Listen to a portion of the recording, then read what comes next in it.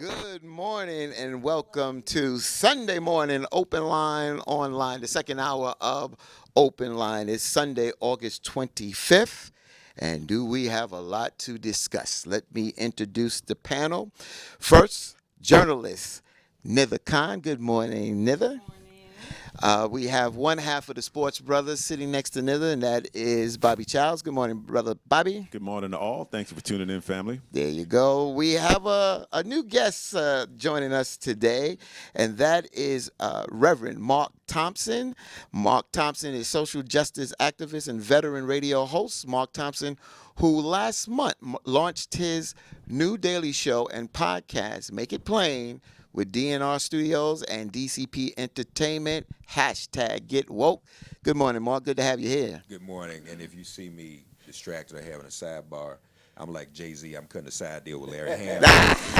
Over here. So y'all just ignore that, all right? Not a problem. Thank you for having me. It's an honor to be here. It's great to have you Never here. hadn't spoken to me in a long time, so it's good that you That's forced true. her in this situation in the studio with me, so she Yep. has, Listen, to, listen, I sure she did has to not. acknowledge me and speak to me. I so sure it's did all, not. Mark, right. if it helps, I can change seats with her. She can get closer to you if you want. I'm still going to cut this business deal. Okay. Yeah, we deal with Larry, so we There good. we go. We're gonna stop kneeling. Sitting next to brother Mark is brother Protest, I call him, Larry Ham. Good morning, brother Larry. Good How morning, are you? good morning, good morning. I'm honored to be here sitting next to my friend Mark Thompson, and I urge people to watch his show, his new show, and because this brother keeps it real.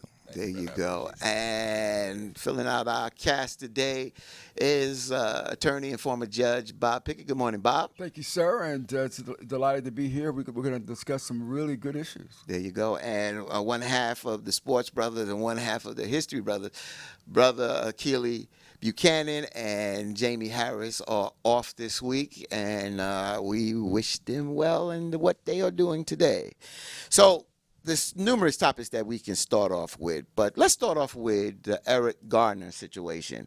We saw this past Monday, New York Police Department Commissioner James O'Neill, he fired New York police officer Daniel Pantaleo for the choking death of Eric Gardner. And we dealt with on the first hour of the show, was it justice or was it justice denied? Even though it took 5 years, he did get fired, but there were no charges brought against police officer Daniel Pantaleo. How do you feel about this, panel? I'll start with you, Nither, first. Well, and not only, remember, and I think we said this on the show before, that in the 5 years, he was able to at least stay on desk duty or whatever it was, but he also got a pay increase of about, I think it was $20,000 a year during that time. So it's just like injustice on top of injustice. And, as the saying goes, like justice delayed is justice denied. Like for the family in and of itself, the thing that broke my heart the most, I think, was when Erica Garner passed away, because she literally died of a broken heart trying to fight for justice for her father. So what that family has endured during that time, nobody can comprehend or understand except them and people who've gone through a similar situation. So to me, it appeared more so that this all happened because of political reasons now, because de Blasio is running for president of the United States and other political factors, and this is why they decided to finally do this, because now it's, once again gone to national attention. People were even interrupting Tamika Mallory, and all of them were even interrupting the presidential debate. So I think this is why they finally decided to do something. So to me, I'm glad that it did happen, but I don't think it's Bittersweet true to you. justice. Yeah. Yeah, I think of it as watered down justice, right? And it's and because of the time delay, 5 years, and as Nither said, Pantaleo was still able to have a job, collect a salary, contribute to his pension. But there is justice in the sense that he's now ultimately found accountable for his actions. Now, the penalty for that is he just doesn't have a job, which adds to the watered down nature of it. So, there's just so much that's wrong with this. And what really struck me was Commissioner O'Neill, his interpretation of it seemed to actually contradict what the grand jury looked at. And he actually acknowledged in his explanation that he saw a hold put on him, that once he got to the ground, he should have let loose with the hold, and he didn't. So he's looking and saying, I see a hold that was unnecessary once. Well, it was necessary to get you to the ground, but once you're to the ground, you need to let go. And he also said, sorry not to interrupt you, but he also said that Garner was resisting arrest. So he made it a point to which they always do, right? With that, he said he should have complied, and we always hear that as like, well, you should just be totally submissive. But we've actually seen a lot of evidence for other police officers around the nation when someone was complying, and all we need to do is look at people who've lost their lives by complying. So yeah, I expected him to say that Eric Garner, sort of contributed to this, and he tried to dance between the lines to not place full accountability on Garner. But I just saw that, right? And again, when I go back to the Justice Department, for them to bail on this one, saying that they couldn't prove intent, well, here it is. If you listen to what the commissioner said, you don't need to prove intent. You could have gotten him on an illegal act, which is he suffocated this man by unnecessarily choking him when he was subdued on the ground. And Obama Justice Department passed on it too. Right. We should say. Well, they delayed it, right? So they said we're going to look at it, and it started under Obama, but then finished under 45's administration, and they didn't close the deal early enough when they should have. But I would agree. That's all been said. It felt a little anticlimactic, and I had joined Kirsten, John Foy, and Tamika and others, and Mrs. Carr. We protested at de Blasio's house, and I said there, and you talk about the politics of it. It wasn't politics. I said there that if good politics would have been, if you only are getting less than 1% in a presidential race, 10 or 12 people come to see you in an hour, it would be good politics to fire Pantaleo. It might help you. Right. And that's not what he did at all. He didn't take that advice before I said it, after I said it. I don't know what de Blasio is actually thinking. But I think also that we have to look at the police union's response, because that informs us. It informs us that at least the union leadership and those that support the union leadership, our lives still don't matter for team. Right. So they are going to still justify. They see it as open season and open war on police. Now, I taught a class at diversity awareness and sensitivity training when I lived in Washington, D.C., at the D.C. Police Academy. I chaired the NAACP Police Task Force. Jay-Z said it in the thing. We buy into this. Police operate as if they're afraid of us, as if each and every one of us is an existential threat to police. We know that they're an existential threat to us. And so the real message that comes out of this is that in spite of the accountability that was weighed against Pantaleo, police feel now even more justified in saying we are a threat to them. And furthermore, we all, get collective amnesia. Public Enemy had a song, 911 is a joke. Well, what was that about? Mm-hmm. When they say they're going to do a slowdown, we've never had a problem with them fighting the real criminals. Right. We know the criminals. We know the folks who are doing dirt in our cities and communities. Yeah. So now they say, well, we're not going to go get them. Well, why not? You're going to go get unarmed black people and kill them, but you're not going to go get the real criminals. Y'all see that brother who had a shootout against Philadelphia police? Yep. Yes. You notice I didn't kill him, Larry? Right. Did you read the whole story? Mm-hmm. The man had a rap sheet more than these pieces of paper you giving us, okay? Mm-hmm. And each one of them said, null process. Bob, they all got dropped. Now, Bob, why would somebody have every crime, these were serious crimes, everything was thrown out. Mm-hmm. He was able to have a shootout standoff with the police. They didn't kill him and still put him in custody. You know what that means? That man was a CI. Right. He works for the police. Mm-hmm. And a lot of the real criminals, Larry, that are out here committing the crimes that they don't want to go get are the ones who are working for them.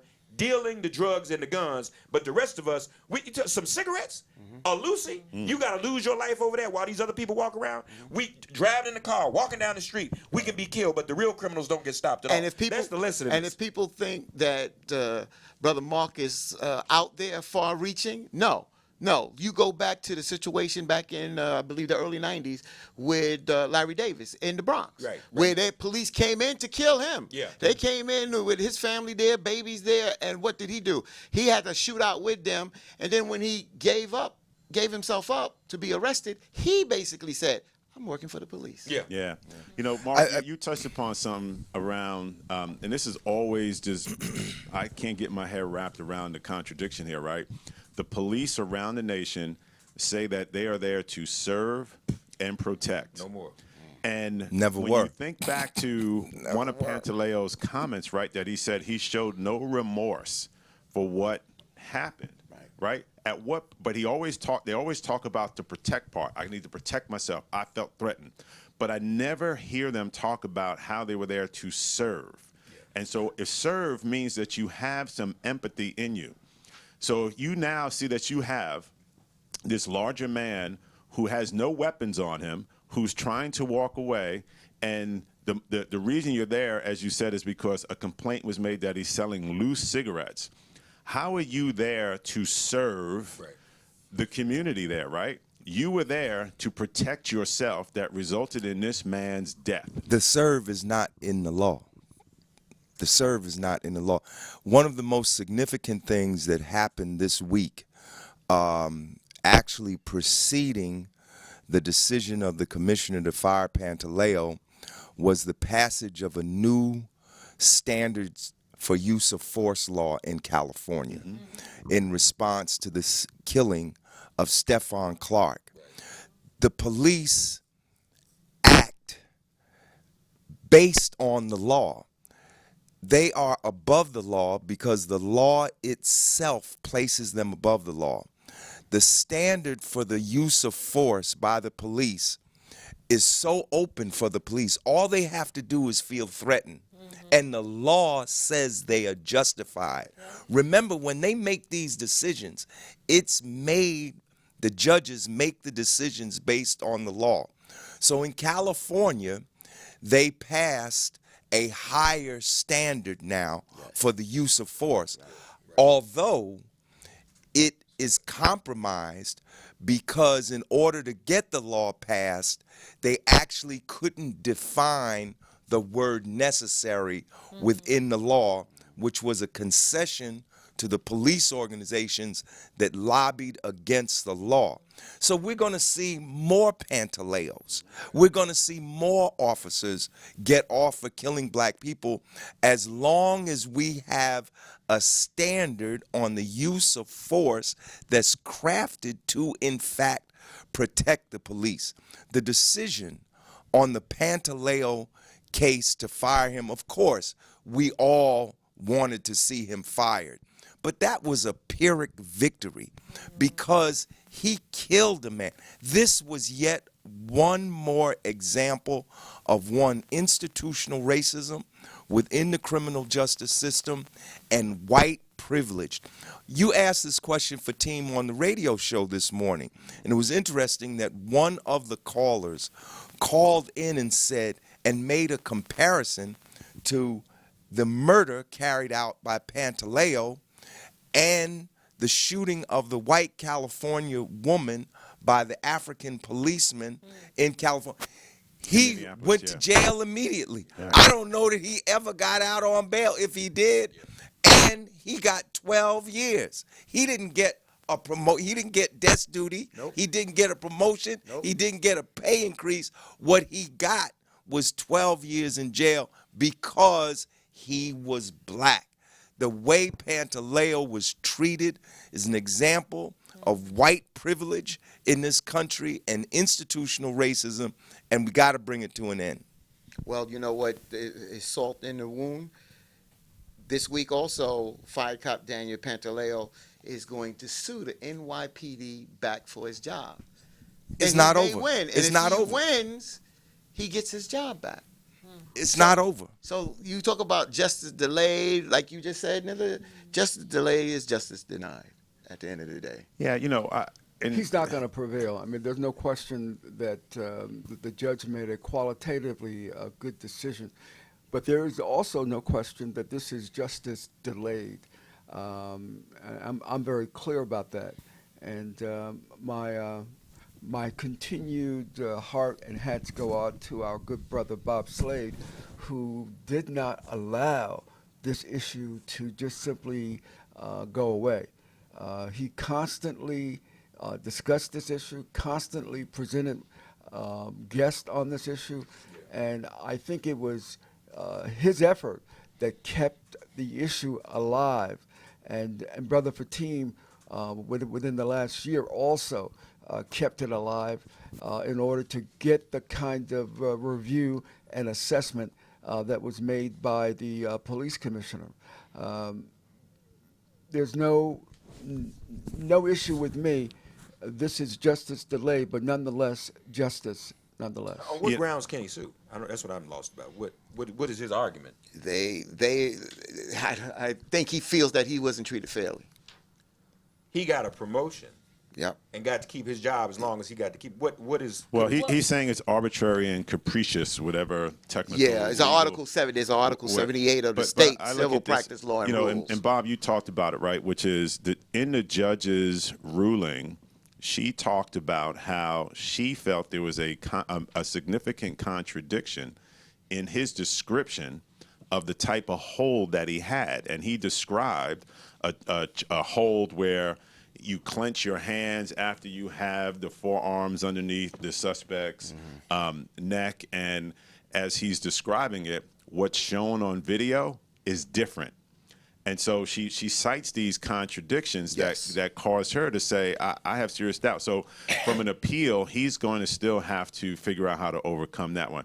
And just my last thought on that's this. going to be difficult. Well, my last thought is, right, which is being a police officer is a very difficult job. And I commend anyone who goes into it because you do take an oath where you are going to put yourself at risk. No doubt about it.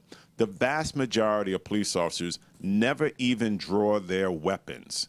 So when you have incidents like this, I just feel bad for the police officers who want to do the right job, who have decided in a situation to de-escalate things versus escalate things, because these situations make it harder for them. And when I hear they're out of control, in my opinion, Union Chief Patrick Lynch say irresponsible things like he said about we're going to follow things by the book, which is code for we're going to slow things down to show you that we deserve the privileges that we believe we've earned to be above the law.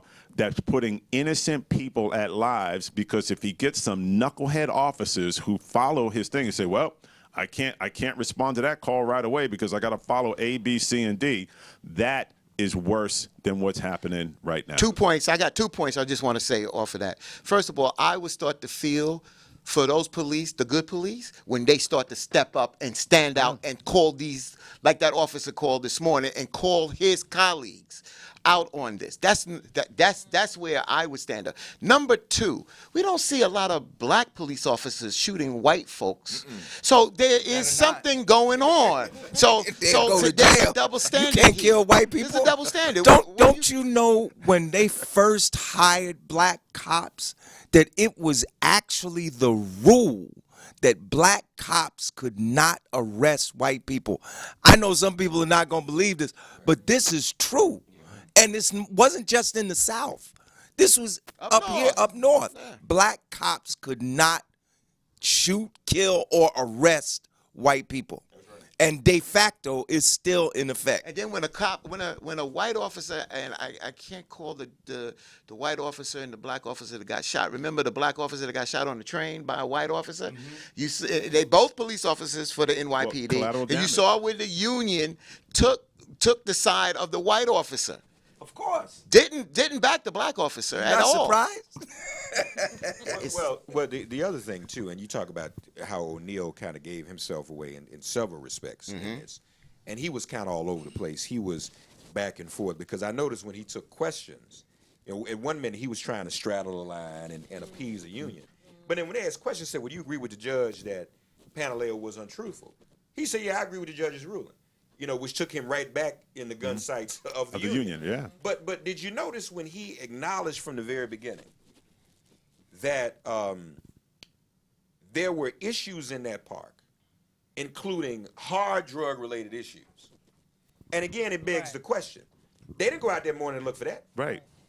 They didn't go out that morning to deal with the drug. They went out that morning to deal with some doggone cigarettes. And it shows you that you already doing a slowdown. Yep. And this That's is not true. the first time. That's true. Remember, even Garner himself was saying, "You guys always harass me. You guys always come after me." So apparently, they targeted him several times before, according to him and the family. Right. And Eric also, and this is important for people to understand.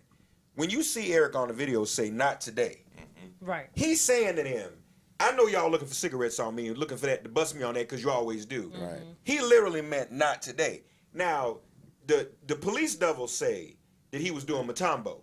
No, not today. That's not what he was doing. Right. Like inciting them to do something to Right. him. But he was literally saying, "I don't have no I don't have cigarettes. anything today, right? I'm not moving no cigarettes. I'm here breaking up a fight. I'm dealing with this is my community." Right. And there's no way in the world he should have been executed for that. Yep. And all of this is just a reminder. Remember, everybody, the entire world saw this video, and it was still so difficult to get to this point. It took 5 years to get this officer fired. Now, just imagine all of the incidents that happen every single day that are not captured on video, where it ends up just being a person's word.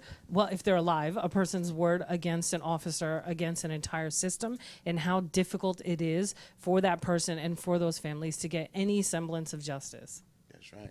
Well, one of the things is, and we are springboard into another conversation that we touched upon last week. And out of the Eric Garner situation and also Michael Brown is the organization and the slogan, Black Lives Matter, that came forward out of these two cases. And we tackled on this morning's show the question, how important does our Black Lives Matter to us as Black people? And the reason why I bring this back up, because social media has just been ablaze. It's been ablaze since it has happened with Jay-Z coming out and making a deal with the NFL to do the music for the NFL. And then some of the statements that were said by Jay-Z in the sense that we have to move past kneeling. And the reason why I bring this up, because there's two sides that are being presented here. And I want to throw it to Mark Thompson, because you was in the room, Mark, when they held this press conference there. And You were in the room. I wasn't allowed. I was told the list was full. so, Mark, you was in the room, and Again, it gets back to the point of you were nicer to me. there you I would have been go. in the room. I would have been your plus one, That's right? right. But Mark, the question, and I want you to update our listeners to the point that you was in the room. What happened? What took place? And where we're at today? Because a lot of people are saying, "Well, you know what? Jay-Z has a right. He's a businessman. So and so. He's done good in the past." What I said this morning, yes, Jay-Z has done a lot of good. He has done a lot of good, but that still doesn't give you a pass if you do something that is questionable or we feel it's not right. And a lot of folks, including myself, I'm not going to give the name on this person and he's not living today, but he told me during the Montgomery bus boycott that when Dr. King and them went to bed, that they had to go visit folks that threatened to break that boycott to keep those folks in line. And the issue is, the Jay-Z, did he stab Cap in the back? And you talked about Cap not being, not to say straightforward, that's not the word, but basically leading some type of leadership in something that he initiated. Right. Your thoughts? You can't be a leader Monday, Wednesday, and Friday. Right. You got to do it. And just on that last point, and what I have said, I love Cap and I support him. I have not watched an NFL game, and I didn't know how much withdrawal I would go through. Right. I thought, I can just do this. Man, last season I almost lost my mind because I didn't have nothing to look at. So, but the problem with Cap is he made the settlement. We don't know what the settlement was. Okay, that's fine. Mm-hmm. But it's like, Larry, I draw this analogy. Mm-hmm. If Dr. King leads Montgomery bus boycott, he sues the city of Montgomery. They go to court. Supreme Court makes a ruling. and the ruling, the settlement is kept sealed. But Dr. King doesn't come back and tell anybody whether or not we still boycott. Now, what would that look like? That's Cap's credibility. And whoever is advising him to be silent, and if his lawyers, Bob, encouraged him to make a settlement where he couldn't speak to the masses and the movement he inspired, those lawyers are no good. Now you can make a settlement, but you can still come out and say, if he come out and say, y'all, I reached a settlement, shut the movement down. But the ambiguity, now, that's a problem. That opens the door for Jay-Z or anybody else. And I'll be honest with you, if Jay-Z hadn't done it, somebody else might have done it. But I think people held Jay-Z to a higher standard because he seemingly supported Cap. So when we're in the room, I asked him, and I'm not a child. Just because you're a billionaire does not make me a child to you. We're still grown men sitting in the room. You invited me. I didn't ask to come. You invited me here. And they were very defensive, he and Goodell. I'm sitting right next to him. And I said, did you talk to Cap? Yeah, we talked.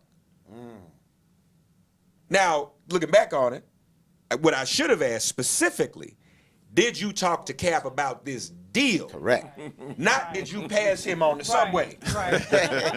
Talk about the Because then weather. there's a question now whether he talked about, like, did they bump into each other at a thing? Hey, what's up, dog? Yeah, I talked to him, Mark. That ain't talking to him. Then I asked him, what is Cap's position on this deal? And he said, I would never tell you about our private conversation. Well, first of all, big dog, time out.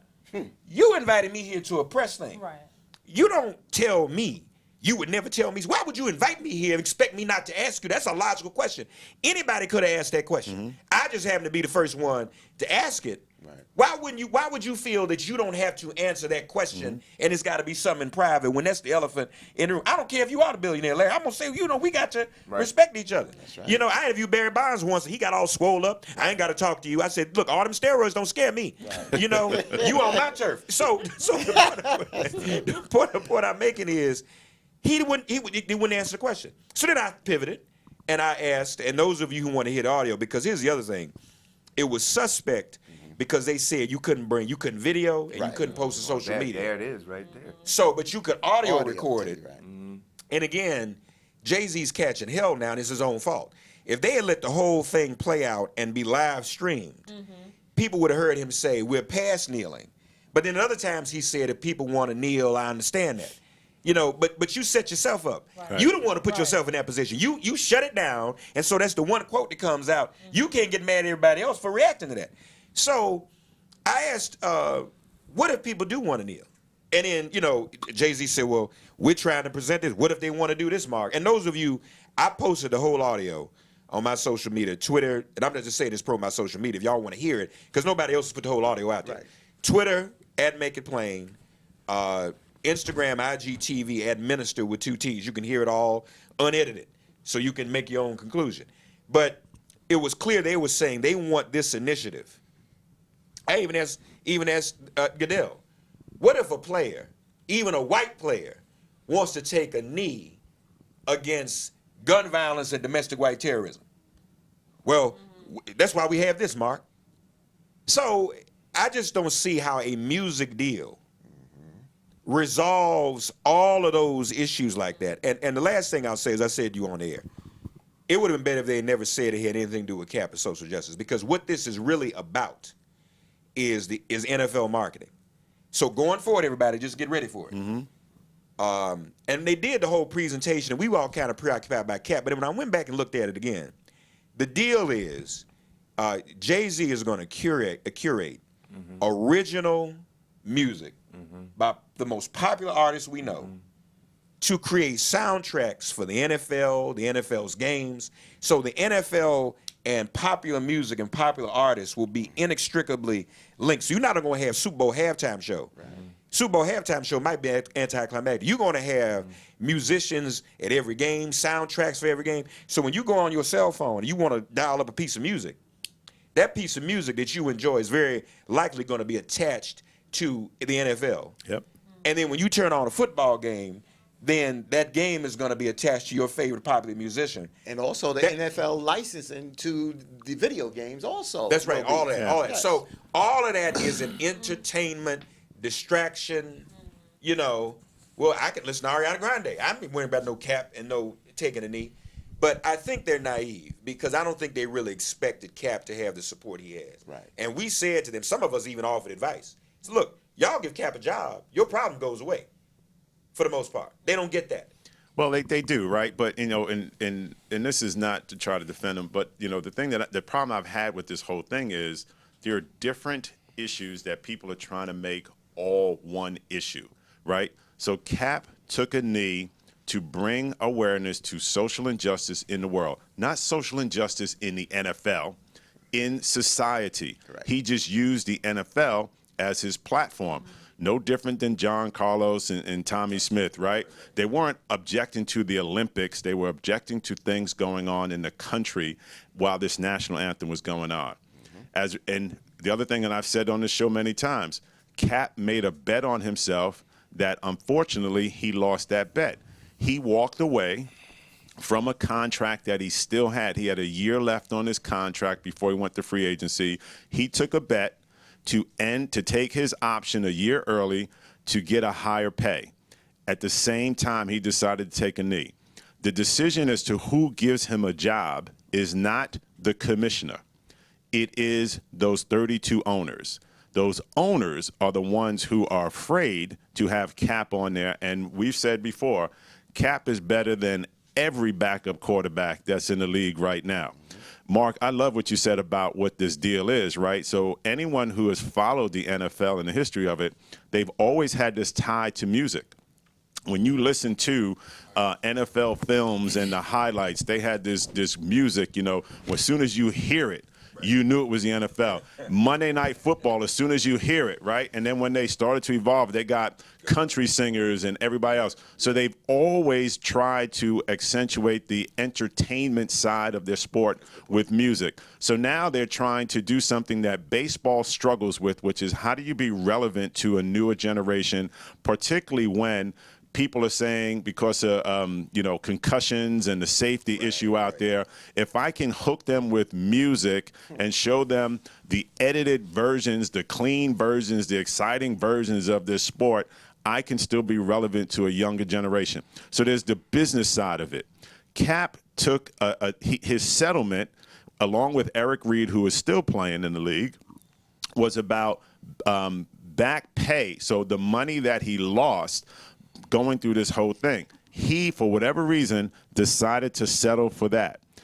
In the eyes of the owners, they're saying, well, he's got paid restitution for anything that he perceived, particularly when we know that there were conversations. John Elway has been reported, the general manager of the Denver Broncos, emailing things saying how there was some coordinated effort to keep Cap out of the league. They did not want that to come to light. So Cap's team saw this evidence. They made a decision. It's their right to make a decision to take this money. So for him to get into the league, Jay-Z can't give him a job as a player. Can Jay-Z bring him on board in his own company? Could be. But to get a job, so everyone's saying resolution will occur when Cap is back in the league. That has nothing to do with what Jay-Z's doing. Jay-Z's doing a business deal for music. Jay-Z has partnered with the Players Coalition. So this is another group of current players led by Malcolm Jenkins, who is working to turn the NFL to take some of their $90 million they put aside to invest in social injustice programs. The coalition is helping redirect where that will be under some of the shine, I guess, of Jay-Z out there. So Cap has done that all on his own. So it's still, and you said it perfectly, Cap's voice is missing from this. Yes. And then because of it's missing, people are now conflating, well, he needs to have a job. How is him having a job going to change social injustice? Social injustice is what started this, and it resulted in him losing his job, and he did get a settlement for it. In the 1960s, when the masses of black people were on the move, the civil rights movement, the black power movement, and then the urban uprisings of the 1960s, between 1960 In 1970, there were more than 1,000 urban uprisings in the United States of America. The question was, how do we stop that movement? Now, one strategy was the FBI strategy, COINTELPRO, infiltration, disorientation, assassination when necessary. But another dimension of the strategy to stop the black struggle for justice and the black struggle against injustice was black capitalism. And this was a ploy by no less than Richard M. Nixon, the President of the United States.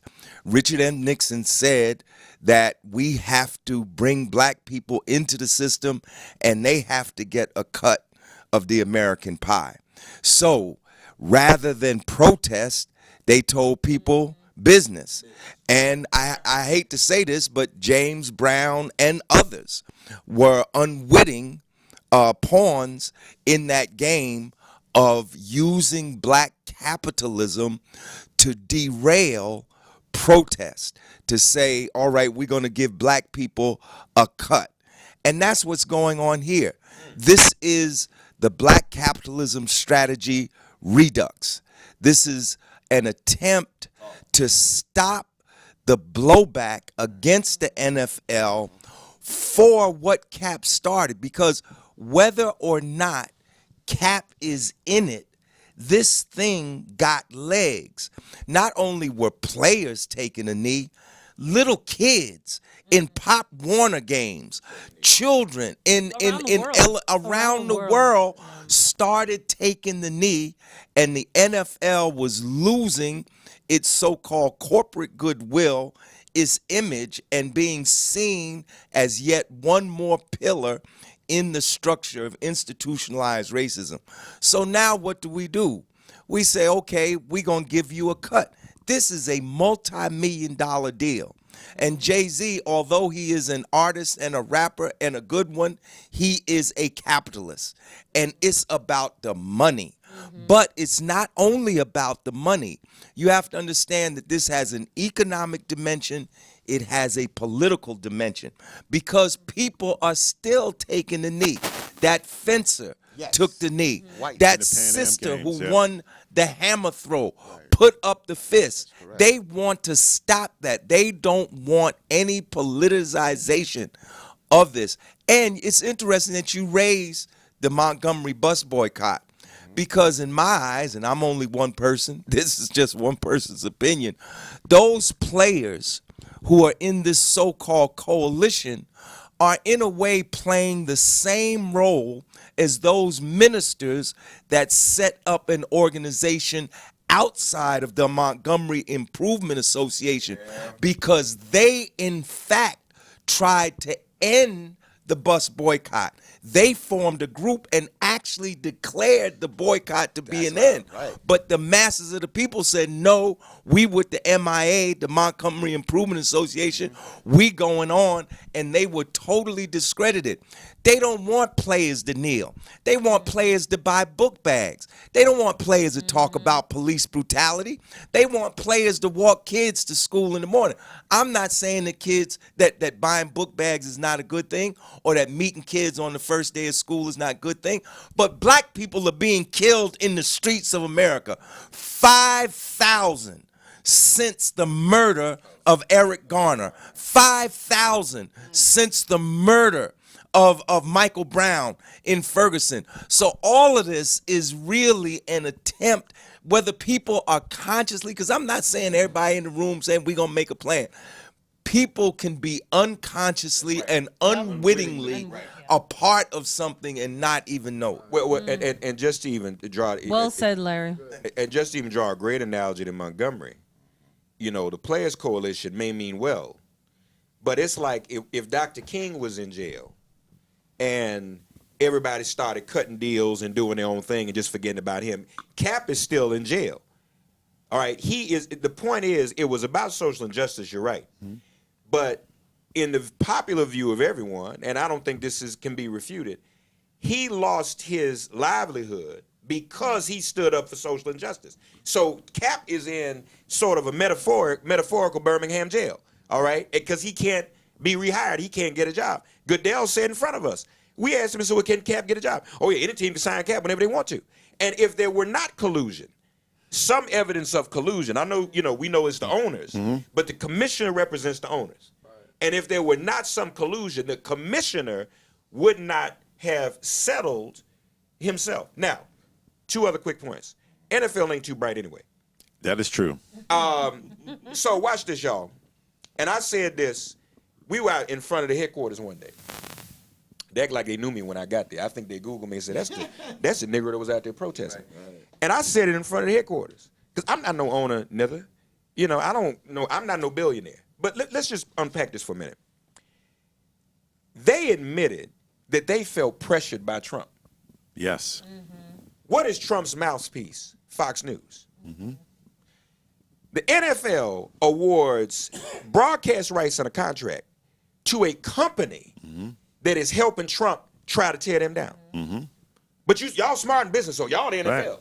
Right. You aren't able. And yet you have your own network and all these other streaming services. I'll never forget this. And I'm not saying this pat myself on the back. I'm just going to tell y'all what actually happened. That camera in front of me, that was about how far away the NFL network camera was when we were out there leading the last protest. When I said, rather than the NFL finance Fox Sports, which then subsidizes Fox News because they don't have no advertisers no more. So when y'all watch Fox Sports and the NFL, you are helping subsidize the right-wing Hitler propaganda machine that Trump uses. And I looked right in that camera and I said, if I had my own network, wouldn't be no more contracts going to finance. The guy behind the camera in the NFL Network, you know what he did? Like, this is the camera. He looked around the side of the camera and looked at me. Because like that, we never thought about that. Now, that's one thing. But so the NFL is financing, and even Kraft said it. Well, we scared of Trump. We don't want to. But y'all are financing it. That's right. 1. 2, the Players Coalition, and anybody else. You mean to tell me you have no fear of going out on the field every Sunday, the Lord said, you have no fear of permanent brain damage and certain early death, the life expectancy. Mm-hmm. In other words, unless you been told now, you playing football today, you're not going to live as long as the rest of us. You don't fear death, but you fear standing up to a white owner. Something is wrong. Now, that's some serious post-traumatic slave syndrome. Yes. I'm going to go out here and get my head knocked in, Larry, and I'm not going, and my wife knows it, my children know it. May not be around till 60 years old. And I'm going to go and do that and just give my life over. But I'm not going to stand up to an owner. What was the Bill Roden book, $40 Million Slaves? Yeah. Exactly. Yeah. But let me ask you this. Where's... So hold on, wait, before you do that, so just a little insight on Goodell's relationship with the owners. They can't stand one another. They are waiting for his contract to be over. Oh, yeah. He can't wait for his contract to be over. Right. That relationship dissolved 2 years ago, right after he signed his extension. And so they always talk about how the commissioner is employed by the owners and represents the owners. That is not what's happening. That's not what's happening in that league right now. He has insulated himself. He is trying to do things just to get to the end of his contract. It is a very dysfunctional relationship. So where he does get plus points from the owners is when he cuts deals that puts more money in their pocket. He actually wanted to do something with. He didn't want to take the actions against Cap. He, similar to you, was like, I don't want to succumb to the president, right? I want the players, because he recognizes the players make up the league, right? And the contrast is Adam Silver in the NBA. Adam Silver he recognizes the players make the league. So what Adam Silver did is he got ahead of it and says, I want the players to express themselves during warm-ups, after the game.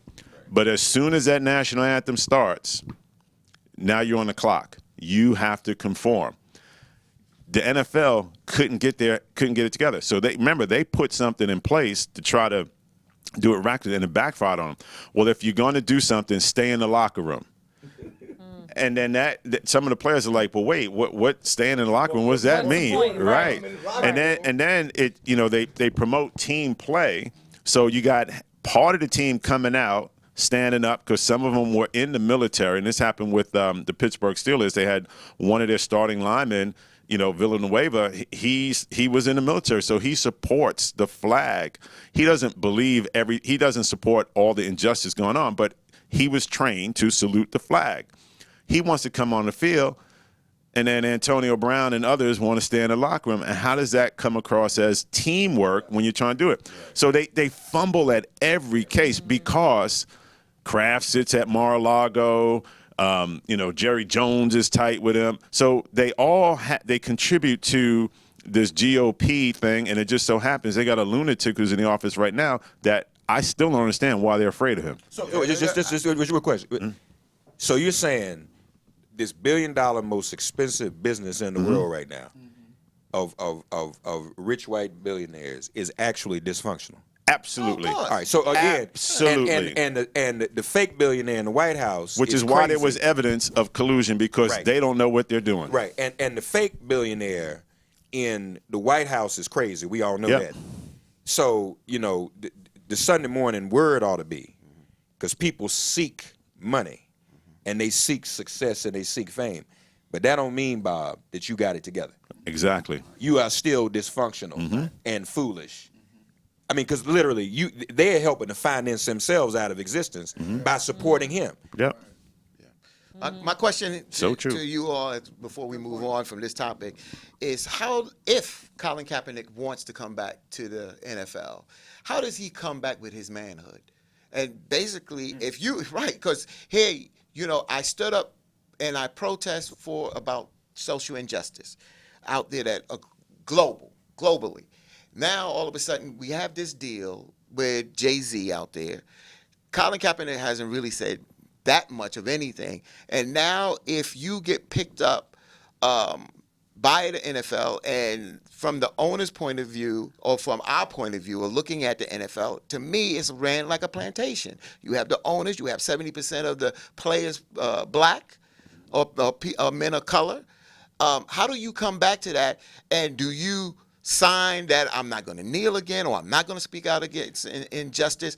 And if you do come back and don't say anything, then what did you do this all for? The question is, that's been out there. Yeah. That's been out there, right? And so the reports are that he has told teams that if they were to sign him here to play, that he won't kneel, right? He would separate his social cause off the playing field, right?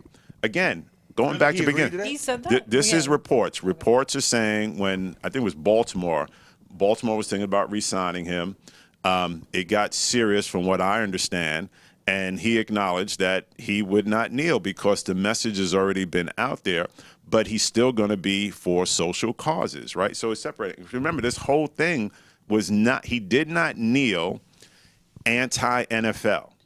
He just knelt because the national anthem being played is what he opposed in society. He did not have a gripe against the NFL. Then why would he be mad at Jay-Z now then? That's if he's going to do that, and tweeting support of other players. Yes, that doesn't make sense. So what I heard was they wouldn't sign him because he wouldn't agree to exactly. He wants players. He wants players to continue to be able to express themselves the way that he had the right to express himself. My understanding was he said, I would not kneel, but I would still fight for social injustice. And the team was like, well, what does that mean? And he didn't define that for them. So now there's like, okay, we got him to not kneel, but I'm not quite sure what it is. So that was going on. The other reports are that teams that were serious, so the dichotomy are coaches who just want to focus on what goes on between the lines, believe he can still play. So they wanted to sign him. The owners are worried about the repercussions from whether it's the president, some of their fan base, whatever. And so they want some confidence that he's not going to do something that's going to distract from the team out there. What his camp, what I understand, is worried about is being a PR stunt. or them trying to get him on the cheap. He knows what his value is, so he's not going to come in and just sign a contract for $1 million. There's 2 other leagues that popped up. There's XFL, which is about to start, as well as the defunct AFL, whatever the other name was, that disappeared. There was conversations to say, should they sign him? But again, they wanted to lowball him in cost and put him in this box that he didn't feel as though he would have his voice. So his definition, back to your earlier point, Mark, is like his voice is not clear on what he still wants from this, which makes it ambiguous for somebody to say, well, how am I going to take a chance with him on there? But the reports were he said he would not kneel, but he would still go forward with his social injustice causes. Wow. I don't know. It's interesting that a lot of people, most people I think are on the side where we come down, but there were people who were supporting Jay. So like I did somebody's show this week, and her argument was that we should wait and see what he does, that because of things like Barclays that gave people jobs, that we should wait and see what he's going to do economically to benefit people and what he's going to do with Cap later on. And she was actually very adamantly arguing for this, and I found that really interesting. And then someone else that was in the room there, another journalist who I won't name, but this part actually is really, really unfortunate to me. He was of the mind that he didn't want to ruin his relationship with Jay-Z, so he did not ask a difficult question. That was most just people in the room. Just because Jay literally called him out by name and he said to me, off the record, whatever, but I'm not going to say who it was, but he said to me I that probably know who it was. he knew my name, so I'm not gonna, throw something crazy at the guy. And I'm like, are you serious right now? But no. Like, but really? But let me take that a That's step all further. it takes for him to know your name? That's it? But let's take it a step further. Because they kind of act like they knew me, but I knew it was for a different reason. Mm-hmm. All right, they saw, they probably saw me hanging out with Larry. So, I said I'm gonna live up to my reputation. I ain't gonna sit up and get soft. But this is what happens, and in the industry today, in the media industry, it's shrinking. Mm-hmm. Nobody wants to piss anybody off. Mm-hmm. That's why the New York Times can do a magazine 1619, and everybody falls all over themselves. Right. But on the front page lead story above the fold, they have a lead Stephen story Miller normalizing Stephen Miller. Because nobody wants to piss anybody off. Mm-hmm. You never know who's going to hire you. I might need to get a job with the NFL Network, Right. Bobby. Mm-hmm. There you go. So I don't want to piss nobody off in this room. That's right. I don't think like that, and maybe that would be my downfall. Right. Mark, you could have had a great job with the NFL Network, but but that just wasn't. I got to be true to myself. Same here. So I saw people in the room. I'm telling you, if you go back and look at it, and then when I released the audio, Rock Nation decided to release some of the video. Now, if you look in that whole video, I was like the third or fourth journalist they called on. They went through 3 or 4 journalists before me, and I was the first one to ask if you talked to Cap. Mm-hmm. Now, I just assumed somebody would ask that before me. Right. Why did it take? And then if I hadn't asked, I don't know when it would ask. Now, to Charlemagne's credit, he brought it in another way. He said people see this as you contradicting Cap. Mm-hmm. But still, the fundamental question was, we all human beings, we're all supposed to be brothers and sisters. Did you talk to him? So right there, that lets you know that people weren't trying to rock the boat. And people were saying stuff, oh, well, this ain't such a bad idea. We need to wait and see. What is wait and see? Yes. If we go back in our history and the civil rights movement, when did can you cite an example when the wait and see thing? How long will we wait and when will we see? And I always ask people, you celebrate January 15th? And the man said, how long, not long. So I don't get the logic behind waiting and seeing. Fine, wait and see on a business deal. The best thing they could have done, and to be fair to Jay-Z, but Jay-Z don't talk to everybody. What he should have done, I got a music deal with the NFL and tied it to nothing having to do with social justice or Cap. Right. I got a deal. But see, once your brand is hurt, see, people get so arrogant. The NFL's brand is hurt, okay?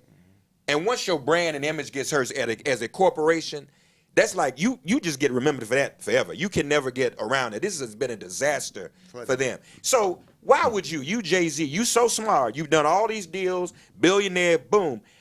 What would make you want to directly align yourself with another brand that is irrevocably harmed. That to me is baffling, and I bet he never anticipated Right. the organic groundswell. In fact, I was kind of shocked because a lot of people do just go along with the flow. Oh yeah, this is going to be great. Right. But on social media today, not trolls. I know the difference between trolls and real people. Real people are like, what? Right. WTH? What is this really about? So I don't get it, brother. If you Jay-Z and people saying how smart you are, Right. why would you don't? And you said Craig Melvin was sitting across from me from NBC. Today's show. Right. He said, well, brother, wait a minute. Oh, you did lyrics that said they need me, I don't need them. That's right. Yeah. Yeah. Now, unless, I don't want to put my Dick Gregory hat on, but we can get real conspiratorial about it. Capitalism is about acquisition. Yes. Jay-Z is a businessman. Yep. They always have to acquire more. Not if it hurts the brand. And that's fine, but don't tie it to social justice. But let me add this. He couldn't escape it being tied to social justice. He couldn't because he supported Cap. Right. If he had written a press release and he had read a statement at the press conference and said absolutely nothing about Kaepernick, somebody else would have asked him about Kaepernick. Right. He couldn't escape it. But Jay-Z is making a deal. He's acquiring. Capital has to go after capital. So here's a deal about music.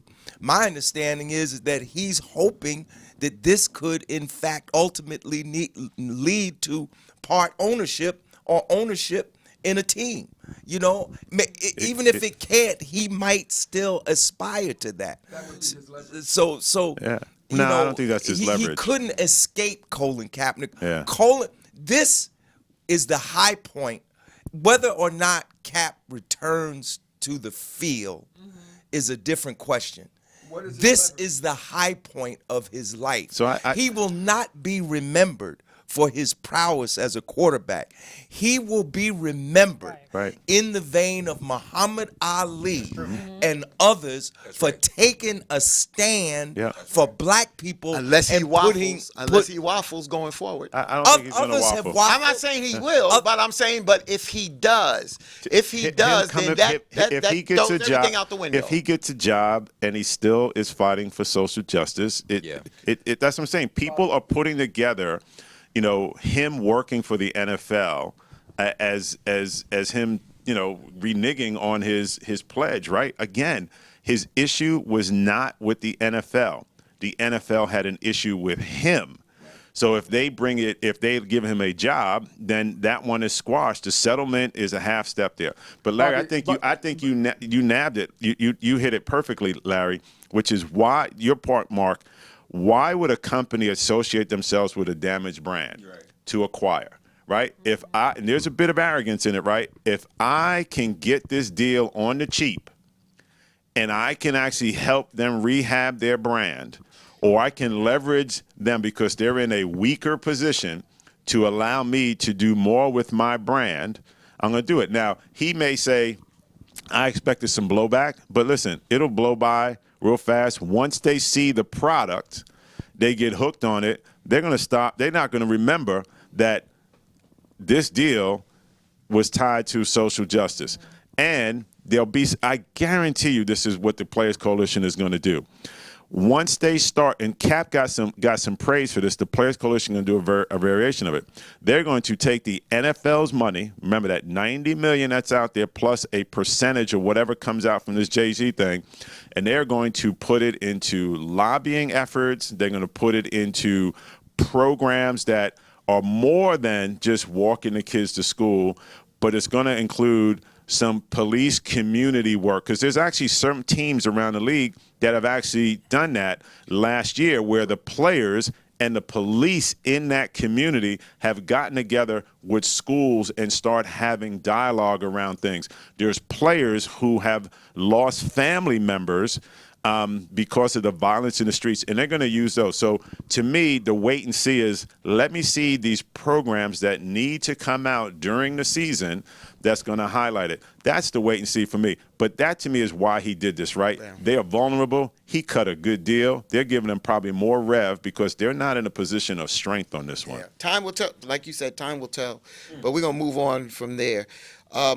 We're going to move into a little just bit one last story. Like, right? The last thing is 1 minute. We got to move on. We got to move on. Here's a story. Was saying no. Bryan Flores, the coach of the Miami Dolphins, right? Kenny Stills is still protesting. He's a Cap supporter, right? He came after his owner, Stephen Ross. So at practice, Bryan Flores played 8 straight Jay-Z songs during practice to send a message that I need you to focus on what's going on in the field. And if you can't play in the field because of all of your things you're doing outside the field, you're not going to make this team. Kenny Stills is going to end up getting cut. Watch. He's going to lose his job as well. Good point. We'll watch He that. retaliated with Jay-Z's music. Exactly. He did. 8 That straight. ain't cool. 8 straight. The coach. Yeah, interesting. All right, well, we're going to move on to a little bit of politics here. There were 2 polls that came out last week. There was a CNN poll that came out, and there was a Political Morning Consult poll that came out dealing with the 2020 Democratic candidates. Before I go to these polls, there's one thing that I miss is seeing about 9 a.m., Brother Mark, on MSNBC. So I'm going to throw it to you, Brother Mark, and then to the panel also, to talk a little bit about our president. I hesitate because a lot of people, it's not my president, but he is the president of the United States. Trump is the president of the United States. And you look at the whole situation dealing with the tariffs between the United States and China. You saw the stock market is going, it just continues to fall. Where are we headed? With this man in office? Recession. Okay. And I would dispute that he is the president because even if he was fairly elected, he's not doing anything presidents normally do. Mm-hmm. Even the ones that we can't stand over history. Right. I mean, they had staffs that actually did work every day.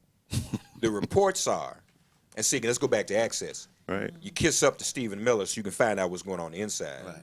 And then report that literally no one is working. Mm-hmm.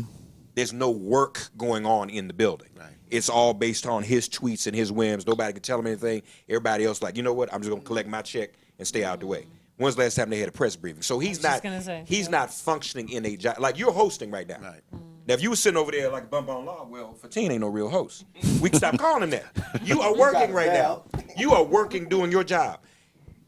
Baby boy is literally not working, and no one works. So let's just get that out the way, all right? So, and he's tearing up everything. Mm-hmm. The question is going to boil down to whether or not the economy. Now, normally, white presidents lose. We ain't had nothing but white presidents. That's a redundant statement. Presidents lose re-election based on the economy. But what he's done is exploit to the fullest what Dr. King talked about on the steps of Montgomery State Capitol, which I think, Larry, was his most important speech, because he talked about economics and he talked about how black and white were divided after the Civil War. And to keep them from coming together as a strong, mighty working class, they were divided. Yep. And white folks were taught, hey, you might be poor, but we're going to feed you this bird, psychological bird called Jim Crow. You can fill your belly on that. Right. And say, well, even though I'm poor, I'm doing better than a black man. Right. That's why the trauma of slavery also affects white folks. You are traumatized in the head. If you know that you're getting food stamps and government assistance, but you look at, and you know that to yourself, and then you look in the mirror every day and say, only black people get it. Something wrong with you. If you're in that denial, and you snaggle tooth and you know you need your teeth fixed, but you're going to vote for somebody. You are in denial if you have a farm today, and your farm is going down the tubes, and you still would make America great again. I mean, something is seriously wrong with you. So that's the wrong wait and see approach. Right, that's wrong way to see it. But so if the economy could make the difference in terms of what people do, this will be the first real test to see if people will take off their KKK hoods and do what's right in terms of it, because he is running in the ground. He's over to G7 now, making a fool of himself, people whispering around him. And then last thing I'm going to say is this. We thought, didn't we, that Ronald Reagan was the Antichrist. Ronald Wilson Reagan, 666. Sick, that's correct. Right? Then W comes along and said, well, maybe Ronald Reagan was just John the Baptist for the Antichrist. Maybe it's W. But then Baby Boy comes out and speaks the words that the Antichrist speaks. He talking about something else. I'm the chosen one. I am the chosen one. Woo! Now, that's supposed to scare. Say the other one. I'm the king of Israel. Yes. That's right. I'm the king of Israel. yeah. Now, whoa, that should have shaken everyone to their core. Oh, now That's he scary. said he was joking, and Oh, no, no, it's you don't all joke in about that. jest. You You don't joke about that. That's scary. Right. Right. You don't joke about That's that. scary. scary. You're supposed to run another direction. Yeah. Yeah. Get some bleach. Yeah. You know, do the sign of the cross with bleach. I mean, that's just what you do. Even them evangelicals, you know, they Right. run behind him. So, you know, this guy is a mess. But, and I've said this to Democrats publicly and privately. We can do everything right in 2020. Get out to vote, do this, even get women to do the right thing. Because let me tell you something, if women decide he's finished, he's finished. Yep. I don't care what men do. If women, including white women, decide it's over. Well, I was going to it's say women did, but not white women. that's what I'm saying. But if all think- women decide, Yeah. but let me just say this. The problem though is they cheat. Every election they've won, they've cheated. Yes. Nixon cheated. Reagan cheated. Had them keep the hostages. They stole it. Bush. W cheated. So if I come to your house and we can play cards and then realize you got a second deck I don't know about, I'm never gonna win. Right. So, you know, and I've said this to And- people, we have to deal with the cheating and deal with the hacking and deal with the disinformation. Otherwise, he will be the president again. And we're not dealing with that. See, and We're what not I- dealing with that. And what I worry about, Mark, is what you were talking about, right, with the recession and the economy. And I've said this on the show every single week now. I feel like that if that happens and the economy starts to tank, that the racial animus and the division and the, what did you say, the KKK hoods, I off. feel like they will be put on even more, and there will be more of that. Because when things are bad, that's where you see more racism, the othering, the stuff at the border, the detention facilities. And that's what, I mean, just think about this, like you're able to rile up people to say send her back and to say that people don't belong and watch kids literally in cages at a time when the economy was relatively quote unquote good. So imagine if there is another recession like '08 and things are really bad. That stuff is just going to be even worse. And I feel like his supporters and that base, the cult of followers that never go anywhere, they're going to double, quadruple down, and he may even gain more people. The more we see and hear of Trump, I think people are now getting the vibe that this is the wrong person to be president of the United Well, a States. lot of people know so, that. you know, this economy, right? So I don't think it's going to be as bad as the major recession we had for this reason. Right now, what's keeping the economy going along is consumer spending.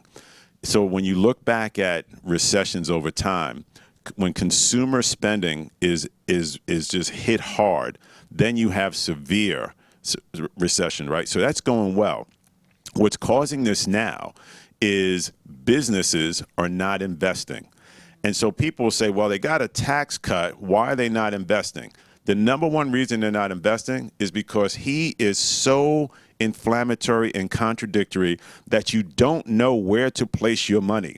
If you want to invest in growth outside the United States, and he is pissing off another country that, in this week, right, there are numerous companies that are trying to do deals with China because China's so big. They see that they've maximized the United States. Now do I go on to my next country? And now he's saying, pull all your business out of there. Wait a minute. I got a tax break. I'm trying to invest. It's going to create jobs back in the United States, but I got to cut this deal over there. And you're telling me don't do business over there? You know, Germany is having a slowdown. Why is Germany having a slowdown? Because of his tariff trades, right? So he's hitting countries that are messing up the supply chain.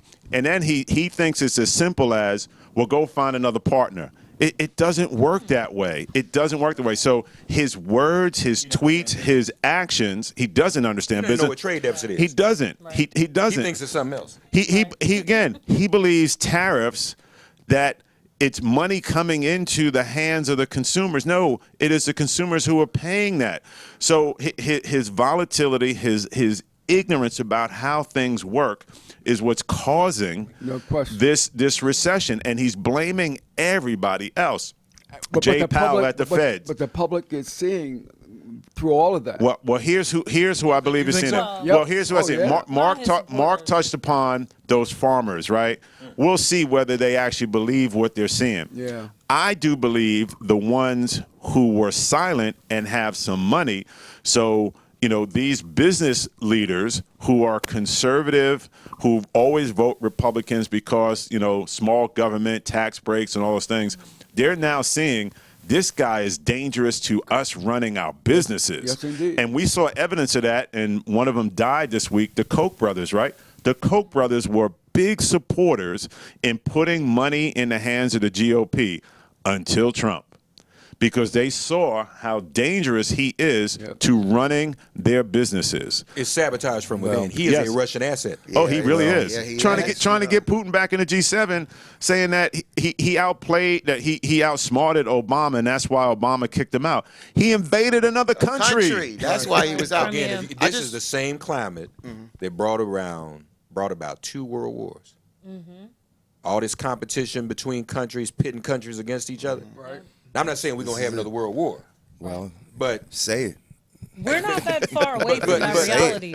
but there are other ways to have a world war. You this can is have an a economic very world war. I mean, a whole dangerous lot. There's a Of lot of things. I just want to really quick, because we the clock is on us. I want to go back to these polls. We on the clock? I Yeah, thought we we on the just clock. was We got a rolling. little bit more time. We just rolling all day, brother. Yeah, You said he was a good I got a host. life here. Sort of clock. Yeah. Well, let's talk about the 2020 Democrat candidates here for president. First of all, you had three of those candidates drop out. You had Seth Moulton, who ended his presidential going nowhere. deal. Exactly. Everybody's like, who? That's right. You also saw the exes of Washington Governor Jay Inslee, and who's going to seek a third term, and former Colorado Governor John Hickenlooper, who has decided to run for Senate. He should, knows his place. Exactly. Everybody running for president don't need to run for president. Exactly. Inslee is a loss because there was, I got a chance to interview him. He is one of the most articulate and authoritative and exhaustive spokespersons on climate change. I mean, he really knows that. And, honestly, none of this stuff's going to matter soon. Social justice and everything else. Because the Amazon is burning. Now, we talk about the analogy in the black community, crabs in a barrel. Right. But everyone is a crab in a pot right now. You put the crab in the pot before you put it on boil. He don't realize he boiled. We are all literally sitting in pots boiling and don't even realize it. Right. It's going to all be a wrap pretty soon. Right. Now, let's go to these two polls. The CNN poll has Joe Biden. He has a double-digit lead over the other candidates. He is leading by 29%. Next to him is Senator Bernie Sanders at 15%. Then you have Senator Elizabeth Warren at 14%. And then you have Senator Kamala Harris, who is at 17%, down to 5%. So she is taking a hit. And then when you come over to the Political Morning Consult poll, they state that Joe Biden and Bernie Sanders are the only Democrats to beat Trump head-to-head, for the 2020 election. How do you feel about this? Well, what I said to some of Biden's people the other day, and I think all the Democratic candidates have the potential to beat Trump. But I said to even Biden's people, first of all, Kamala Harris has been targeted by Russia and by trolls and by the right wing because Bannon said she was the biggest threat to Trump. You notice he's the only one he hadn't called a name yet. Right. They don't want him in a debate with her. New York Times wrote about that about a month ago. Yeah, they don't want him in a debate with her because she's a prosecutor. Right. Kamala was able to run for president off of the Kavanaugh hearing. And white women loved that, the way she prosecuted Kavanaugh. So now they're trying to Hillary Kamala Harris with the whole criminal justice thing. Right. That's the strategy. But I said to Biden's people, we were talking at NABJ. I said, now if they knock off the sister, they're coming for you because you signed the crime bill. Right. So don't be naive about that. And they're able to. There are a lot of fake black social media accounts. Y'all, if you see an account without a real picture on the thing, it is fake. Right. Read or, the words or carefully. 80 million letters and numbers in Right, all their that Twitter kind of handle. stuff. And It is some not of them real. tweet every 5 minutes. Don't no Yeah. black person have Right. time to tweet every 5 minutes, And- 24 hours a day, 2, 3, 4, 5 o'clock in the And morning. Mark, on so the- don't believe. And if they also say if we don't get reparations, we're not going to vote, that's not a real black account. All right, so We get some of them in our feed on the Sunday morning. we show. get- yeah, yeah. So they probably, Today. and Yeah. probably because I'm here, because Yeah. they, you know, they, Oh, yeah, I know how they follow you, Mark. They and all I ain't hate me scared you too. saying back down 1 minute, and I'm even more than able to sit next to Larry Ham. So Mark, real quick on the I know Larry on the Kamala thing. So she's been a target of the right wing for a long time. So remember when she was running for Attorney General back in whenever it was 2011, Karl Rove invested $1 million in a super PAC to stop her, but she still won. So she's been a target for a very long time. But like I said, if they knock her off, unfortunately, then they're going to knock off the others. So my position is this: the time for politeness is over. This ain't church. And Trump wins off of calling people names. He plays the dozens, Larry. He beat a whole field of Republicans calling people names. Called Jeb Bush, Low T, Lil Marco, and all that kind of stuff. And now they all support him. And then he says, "Sleepy Joe Biden." I said, "Y'all got to come up with something." I said it. I said to all of them, publicly and privately, you need to hit, because them punches land. That's right. It with Joe needs to come. Now, I talk with Joe Biden's best friend, Joe Biden's best black friend. He always invokes from Delaware, Mouse. You hear about Joe? You always hear Joe Biden talk about his friend Mouse. Mouse. They grew up in NAACP together. Joe Biden was in NAACP longer than Barack Obama, from kids. Look up Mouse. That's his boy. Mouse now on the phone, and I'm saying to Mouse. Mouse said that growing up, Joe used to win all the playing the dozens competition because he could call it back. I said, well, he needs to invoke that now. Yeah. And he needs to start playing the dozens yesterday. And then maybe that'll keep him from making some of these other gaffes. Because he is making a lot of gaffes, and that's not helpful either. Yeah. Not that Trump isn't, but they're going to scrutinize his gaffes more than Trump because the mainstream media has normalized Trump's gaffe. That, like you say, the chosen one, well, that's just a joke. We're going to blow it off. The meetings yesterday with the president of France, just a complete foolishness, Yep. but that's just Trump being Trump. Right. But when Biden says something, the whole world has to come to it. And again, he shouldn't be making gaffes. My thing is, when you start playing the dozens with somebody, Right. you stop making all those gas. He calls you sleepy Joe Biden. You call him STD Don. You hit him right back with it. You got to. When he calls you Pocahontas, you call him Honky Potus. You gotta go right back got at him. to. You gotta Poontang, something. That's right. But then you got street credibility, right, man? gotta get When we were on the playground, if somebody was calling you names and you didn't come back, Man, you better come back street when you credibility. leave. Right. She call you sleepy Poontang. Poontang. And if you call him STD or syphilis now, let me tell you what's gonna happen. Boy, The only way they got to him was with his hands. Right. Remember the tiny hands drove him crazy. Yes. Right. He talked about it more than Than the they people who did, called him. right. I don't have tiny hands. Which maybe you do have tiny hands. If you call him syphilis Don, then you will have the president of the United States for the next 18 months saying, I don't have syphilis. Right. I don't have syphilis. And then you got him. That's But right. you got to play those dozens. You got to play those deserts. Quickly to move off of this real quick. This past Friday, this past Friday was the 30th anniversary of the shooting death of Yusuf Hawkins in Bensonhurst.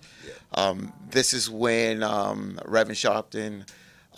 I was a member of the United African Movement. That's where I got my start into activism in the streets, shutting things down and moving forward. But it was 30 years this past Friday where Yusuf Hawkins and 3 of his friends traveled from East New York section of Brooklyn to Bensonhurst to look at a car.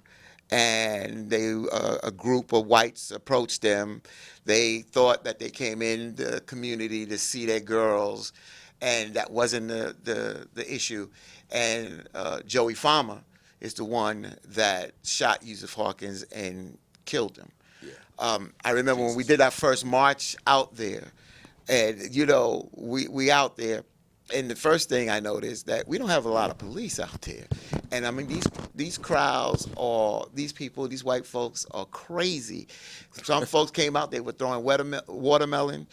There was, and Reverend Sharpton talks about it, there was a wedding that was taking place. The bride and groom got into the heckling.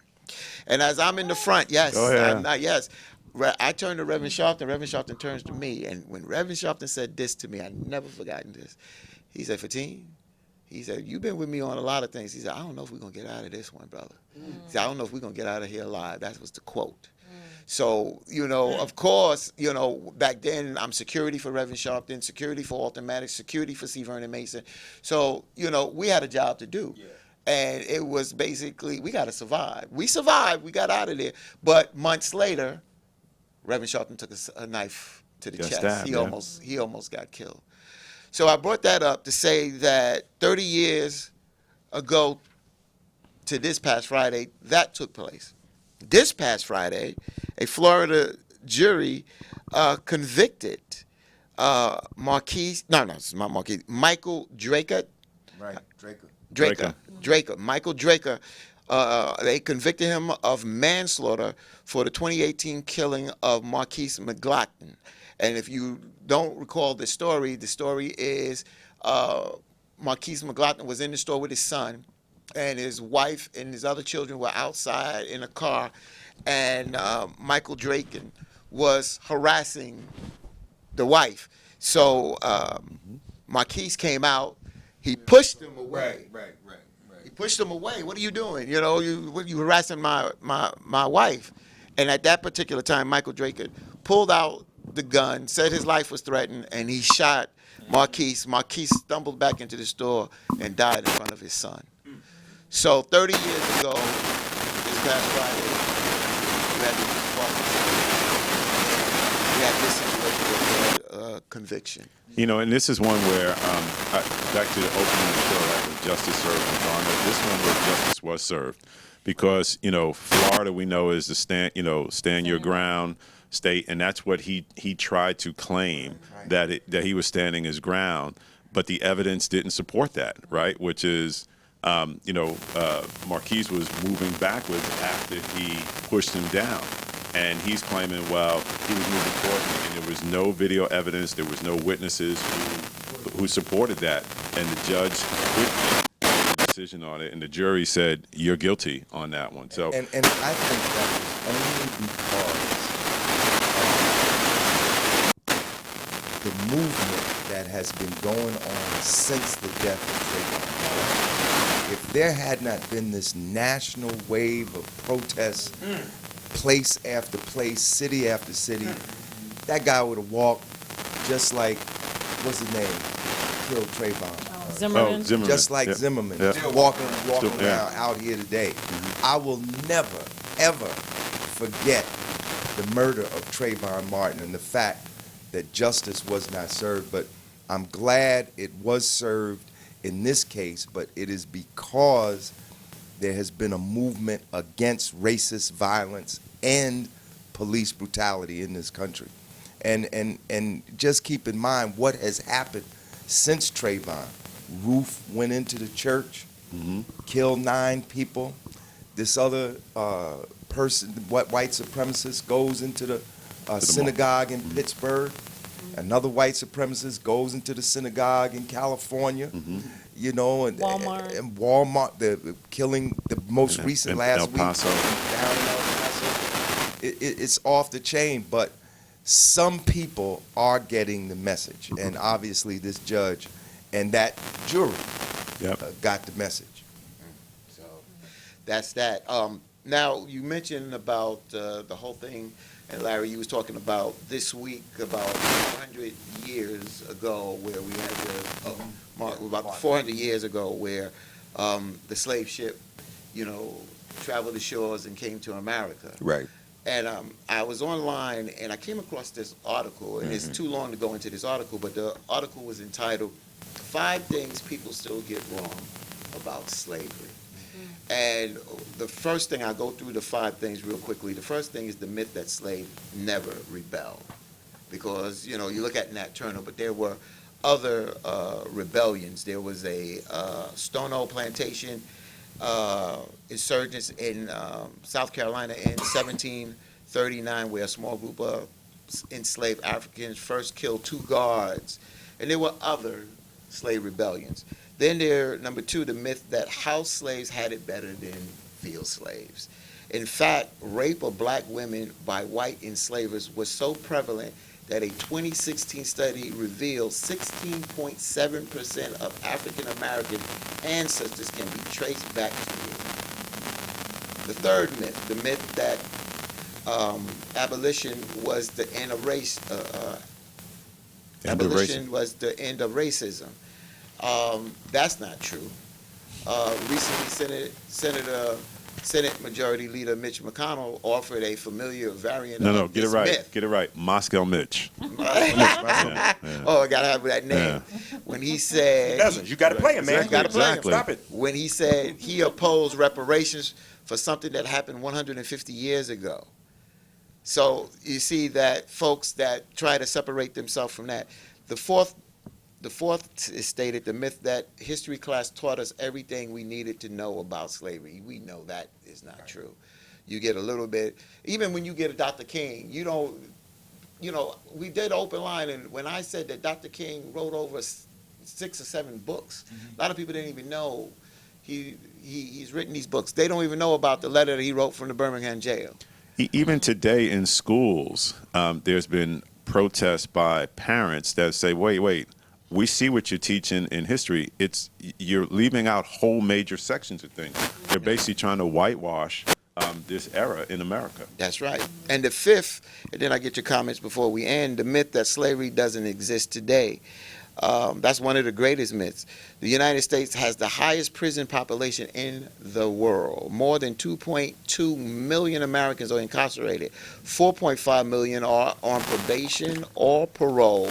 African Americans make up roughly 13% of the general population, but black men, women, and youth have outsized representation in the criminal justice system, where they make up 34% of the 6.8 million people who are under its control. There's some legislation going on in New York State right now around the prison system. So prisoners they make a lot of products, license plate, and so Cuomo's talking about changing vanity plates and the colors and all of that. So they make the license plates, but they also make a lot of other products.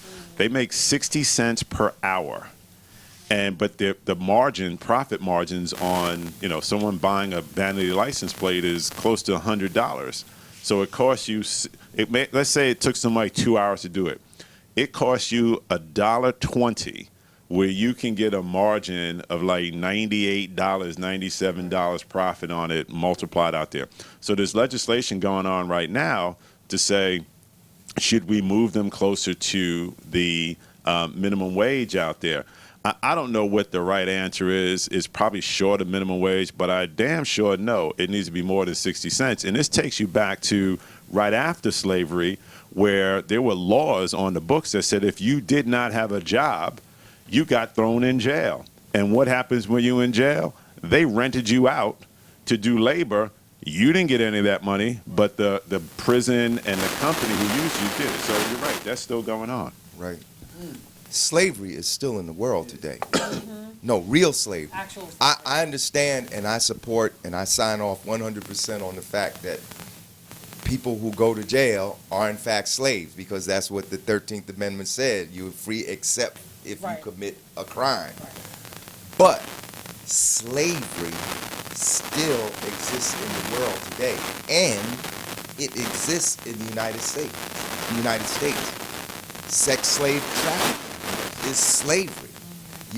Children that work on the cocoa plantations that provide cocoa to Nestle's and other corporations that make chocolate, they are, in fact, people are pressuring Nestle right now to guarantee that their cocoa, that their chocolate is not being made with child slave labor. So slavery itself still exists in the world today. But nonetheless, I think that it was good that the New York Times did that piece. I think it's very important that we understand the history of slavery, and that we observe the beginning of slavery in the United States. It wasn't the beginning of slavery in the Western Hemisphere. That begins when Columbus takes slaves in the Caribbean.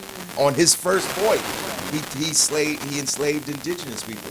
But the point I wanted to make tie into this is that the 22nd of August is the anniversary of the Haitian Revolution. Right. The Haitian Revolution began August 22nd, 1791. And all people of African descent, all people of goodwill who were opposed to, are opposed, and will be opposed to slavery deserve a debt of gratitude to the Haitian Revolution, because it was the Haitian Revolution that gave the strongest impetus to the struggle for abolition. You know, the Haitian Revolution is the only revolution in human history where enslaved people overthrew their oppressors and established a republic in the aftermath. There's no other example of this in human history. I remember when I was a kid, I saw the movie Spartacus, and I was so happy about Spartacus. I would get my mother's old clothes and try to make me a Spartacus uniform, wooden stick with a slave. Spartacus is based on a true story. It's based on one of the servile wars. Rome fought 3 major wars to put down slave rebellions within its empire. And the Spartacus, I believe, was the 3rd servile war. But more people know about Spartacus than they know about the Haitian Revolution. That's right. And Spartacus failed. The 3rd servile war was put down with the most brutal force imaginable, except for the force that was used against African people. There was slavery before the enslavement of Africans.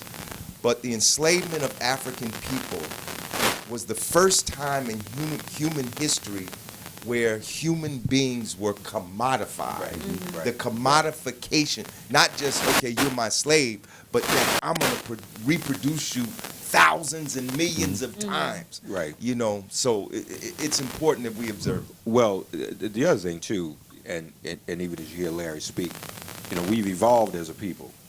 Well, we now refer to ourselves as enslaved people and enslaved human beings rather than slaves, to reclaim our humanity. Again, folks, when you on social media and you see people talk about slaves, I'm an American descendant of slaves, that lets you know that's not a black account. And another reason why we support H.R. 40 to deal with the issue of reparations. Right. But in doing that, in our liberation mindset, and I just want to put this out there for people to consider, at some point, we got to move beyond the anniversary of our enslavement and lift up not only the Haitian Revolution, but let's go back even further. Lift up the anniversary of the first Africans to come here as explorers before Columbus.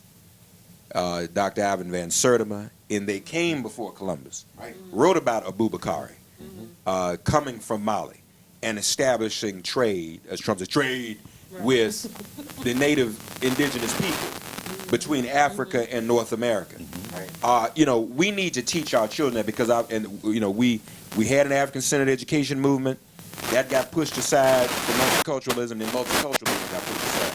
But one of the reasons that Shashi McIntyre and others were pushing that was so that our children, descendants of formerly enslaved people, all of us suffering under long-term transgenerational post-traumatic slave syndrome exposure, would know that they are not just descendants of people in bondage, but descendants of the builders of civilization in Africa. If you know your ancestors invented math and science, Bob, then you can excel in the STEM fields today. So, you know, I just hope we get to that point. Well, let's have the 500th anniversary, or the 600th anniversary, rather, of the first Africans coming here to explore the New World 100 years before Columbus had even heard about it. Or let's have the anniversary of the founding of math and science by our people before the Europeans even knew and Africa existed. The other thing I'll say, we talked about gun violence. Folk need to understand something, too. See, white folks are getting shot up, too, now in this mass violence and all that. And again, you're voting against your own interests. You are getting shot up because of an amendment that is a slavery amendment. What you just described as Stono Rebellion was the argument made for the Second Amendment. The Second Amendment had nothing to do with arming against the British or being prepared to, or arming against the federal government. Read Professor Carl Bogus, B-O-G-U-S, Google his piece, The Hidden History of the Second Amendment, and he talks about that in those debates. The fear was, Patrick Henry said it, we can't have any more of these rebellions. We need to keep our guns because these slaves are rebelling. These enslaved people are rebelling against us. It happened in Stono, and it's happening all over the South. So we need to keep our arms, which again brings us full circle to the police, because that militia ended up becoming local police militias and police forces to go and catch us and keep us from rebelling. That is correct. So white folks, you get shot up in mass shootings behind an amendment that was meant to keep us enslaved. And now you white folks, metaphorically, are enslaved to the amendment that is taking your life. Any minute now, somebody can go in a shopping center and shoot anybody up whenever they feel like, and y'all say, well, that's because we need to protect ourselves. Protect yourself from what? Ooh, right. Home invasion. Nobody is preventing home invasions. There's this fantasy. If I have a good guy with a gun, stop bad guy with a gun. Look, so there's this fantasy that these people coming in your house and you're going to stop them. That never happens. The robber always has an advantage. You sleep. And isn't it ironic? Isn't it ironic that it's Patrick Henry who said, "Give me liberty or give me death," Right. and he was a slaveholder. Yeah. And people don't know that about Patrick That's right. Henry. He was a slaveholder, and he said, "Give me liberty or give me death." That's right. It's just like Thomas Jefferson writing the Declaration of Independence. He the biggest slaveholder Exactly. in Virginia. But what he wrote, though, to that point, again, that's why this again it gives you the history of the Second Amendment. One of the lines in the Declaration of Independence is that the king has incited those he brought here in bondage, I'm paraphrasing, to rebel against us. Right. So what he meant by that was, King George said, all right, I got y'all. All the people are enslaved. Y'all fight for me on the British side, I'll set you free. So that's what the Second Amendment is about. We were rebelling for two reasons, because of what the king promised, and because we were sick and tired of it anyway. It's also well documented, and people write this out of history as well. The mortality on the slave ships was great, even for the slavers themselves. Right. It was hell on those ships. And a couple of us, can you see somebody like Petit? If he see an opening, we talk about football. We talk about football. He gonna hit that hole. You see an opening He on gonna the hit that football hole. field. He hitting that hole. Gotta take it. Now, see me, if I'm on there and I see somebody big look like Fatine, I'm running right behind I'm gonna say, look, put 2 or 3 people on him, check him, because he looked like he might do something. That's what was happening on those ships. Gerald Horne said in one of his new books, got so many, actually 36 books, Gerald Horne, Constitution of 1776, that the colonial revolution itself was announced, that the fear was that Britain was moving to abolish the slave trade.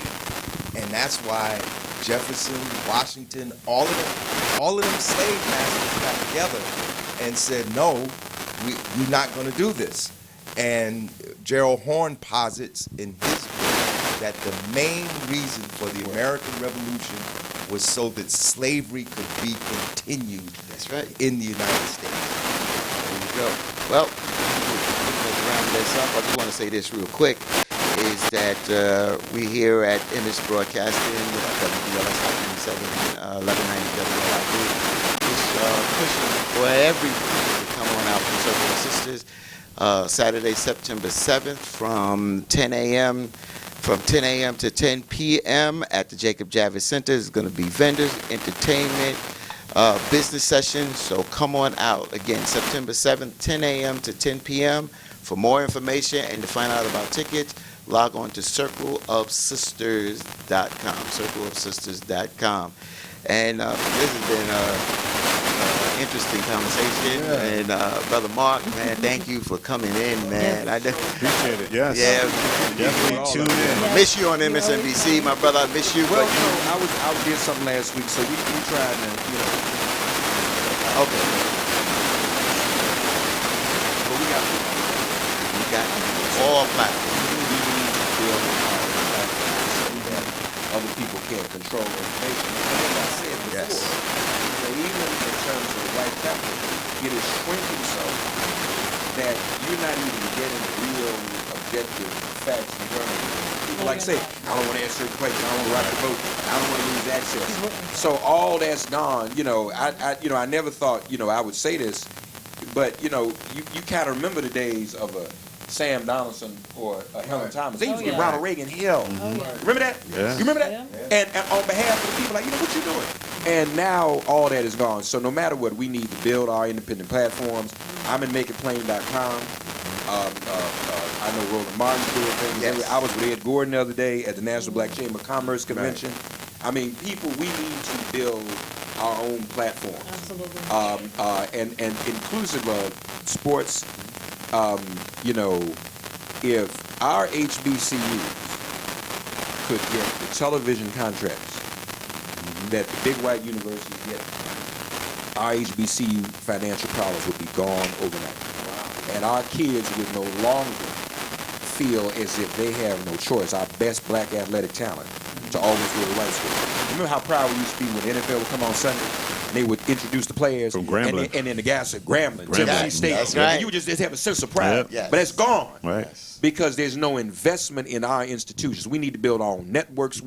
And black people need to support them. So beyond this debate about Jay-Z is building whatever he's building, we all need to build our own and invest in it and support it in this new media economy. And a shout out to Steph Curry, who put his money where his mouth was. You heard about that? He's going to support Howard University, who he did not go to. He went to Davidson, but he's supporting Howard University, who putting together a golf program. Yes. Division I program. Division I. So for the next 6 years, he is helping build and support that program. Yeah, and I just want to say, Excellent. Yeah, I just want to say this. One of the things that I don't discuss too much, something that Bob talked about, and I believed in this. And one thing about Bob opened the door. He passed the baton to a lot of other people. Of course. It's something that I believed in as a producer, now as a host, is that I want to provide a platform for all our voices out there. I want to be able to talk and touch any of you all when we need be. And if you are not on the radio every day or not on the television every day, you got a place to come here on OpenLine. So I extend that to you, Mark, and I extend that to so many other people out there. So, but that does it this week. Been a good show. There Yeah. you go, Good show. Bobby. Take us out. As Bob has always taught us, get your mind right and keep a good thought. Thank you for tuning in, everybody. And God bless all of you. All right. God Peace. bless you all, too.